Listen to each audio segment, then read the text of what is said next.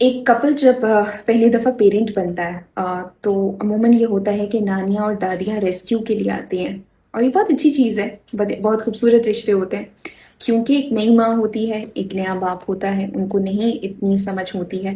बहरहाल मैं इस चीज़ पे भी थोड़ा सा समझती हूँ कि ये एक ज़िंदगी का ट्रुथ है कि आपको एक टाइम पर आकर, अगर आप चाहते हैं, ऑब्वियसली इसमें चॉइस का एलिमेंट आ जाता है, मगर आपको बहरहाल एक पेरेंट बनना है। तो मेरा ख्याल है बड़े ही सही वक्त पर ये चीज़ें, ये एक स्किल है, पेरेंटिंग एक स्किल है जो सीखनी चाहिए।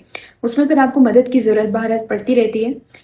लेकिन जब वो नानी और दादियाँ रेस्क्यू के लिए आती हैं या और कोई दीगर रिश्तेदार, तो कुछ एलिमेंट्स मैं सेशंस के दौरान ऑब्जर्व कर रही हूँ। एक ये कि हस्बैंड और वाइफ की प्राइवेसी बहुत अफेक्ट की जा रही है।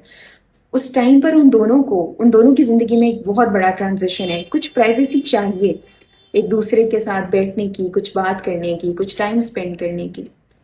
लेकिन उस टाइम पर क्योंकि दादी और नानी एक अपना बिस्तर यहाँ लगा लेती हैं और एक अपना बिस्तर क्रेडल के इस साइड पर लगा लेती हैं, तो उस कपल को एक दूसरे के साथ क्वालिटी टाइम प्राइवेसी में स्पेंड करने का मौका नहीं मिलता, जो कि बहुत टोल लेता है उस नई माँ के ऊपर ख़ास तौर पे। और फिर जाहिर है कि और फिर वो बेचारे शर्मो शर्मी में कह भी नहीं पाते कि हमें कुछ वक्त दरकार है। उसके बाद जो एक अनसॉलिसिटेड एडवाइस का तूफान आता है, वो उसके लिए भी रेडी नहीं होते। हर पेरेंट को पता होता है कि उन्होंने अपने बच्चे की परवरिश किस तरह से करनी है, और बेहतर होता है कि वो अपनी पीडियाट्रिशियन को फॉलो करें जो उनके बच्चे के हवाले से उनके साथ काम करेगा। और ज़रूरी नहीं है कि अगर एक दवाई आपके बच्चे के लिए काम कर गई है तो वो उनके लिए भी करेगी। और फिर तीसरी चीज़ ये कि एक मेंटल प्रेशर मैं देख रही हूँ उनके ऊपर डालना कि नहीं, your child should sleep on time, wake up on time. और फिर ये कहना कि मेरे बेटे ने तो ऐसे किया था, तुम भी ऐसे कर लो, बेटी ने ऐसे किया था, तुम भी ऐसे कर लो। Yes, it work for them but it's not going to work for me.